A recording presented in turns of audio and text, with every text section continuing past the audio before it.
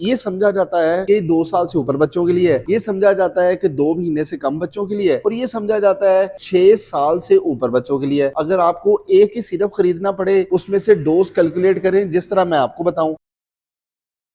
ये बात याद रखो, ये जो सिरप होता है ना, जो आइडली सारे लेते हैं, इसके 120 मिलीग्राम होते हैं 5 ml के अंदर। अब आपको ये सोचना है कि 5 ml क्या होता है। आप घर में सारी ये चम्मच यूज करते हो ना, कि जो मिकदार है ना, ये होती है 5 ml, यानी कि अगर आप ये एक चम्मच दोगे तो उसमें कितनी डोज आएगी, 120 मिलीग्राम। इस सिरप में से 1 ml निकालना है तो मैंने 120 को 5 पे डिवाइड किया, 24 मिलीग्राम निकला है। इसमें से 2 बच्चे हैं जिसका वजन है 5 किलो और एक बच्चा है जिसका वजन है 15 किलो। एक और बात याद रख लो जो कि आपने आइडियली अपने जेहन में बिठा लेनी है। एज पर स्टैंडर्ड है ना, वो ये है कि 15 मिलीग्राम 1 केजी के अंदर डोज जाती है। अगर एक बच्चे का वजन 5 केजी है तो उसको कितनी डोज जाएगी, 75 मिलीग्राम। और एक बच्चा जिसका वजन 15 केजी है उसको कितनी डोज जाएगी, 225 मिलीग्राम। अब बात सुनो, इस सिरप में से मजा क्या आने वाला, मजा ये आने वाला है कि हमने ये डिसाइड किया हुआ है इसके 1 ml में कितना है, 24 मिलीग्राम। अब आप इसमें से कितने दोगे कि बच्चे की खुराक बन जाए, कि बड़े वाले बच्चे की खुराक बन जाए। आपके पास ना ये ड्रॉपर भी होगा, इस ड्रॉपर को आपने 1 ml कंसिडर करना है। अगर आप 3 ड्रॉपर इसी सिरप में से निकालो और इस चम्मच में डाल के ये वाले बच्चों को पिला दोगे ना, तो ये बच्चे की खुराक पूरी हो जाएगी इसी सिरप में से। और अगर